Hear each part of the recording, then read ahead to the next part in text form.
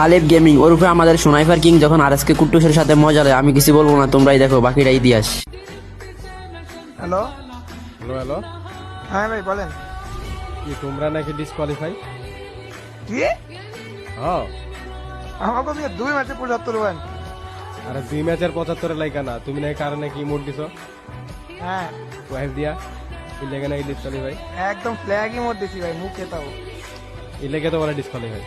এই যে এই বলে যে ভাই এফএফ এডিনা, ডাব্লিউতে ইমোট দিছি, এফএফ ডিসিতে ইমোট দিছি, 10 লাখের পুরো ব্যান্ড দিলে ভালো হইবো আমাকে।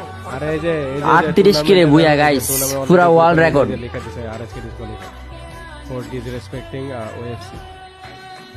দেখ না ডিসকোয়ালিফাই খাই গেলা। আইলেও যা আসে না ভাই, 10 লাখের কত টুর আসলো গেল। যাস না শিওর? হ্যাঁ হ্যাঁ আচ্ছা, ম্যানেজমেন্ট টিম তাহলে ডিসকোয়ালিফাই দিয়ে দাও। যাই আসে। জলদি দিতে কোন দরকার হলে আমার বক্তৃতা নিয়ে ডিসকোয়ালিফাই দিতে কোন, তো ওটা পোস্ট মাই দেখছি বিয়াদবি করছে ম্যানেজমেন্টের সাথে।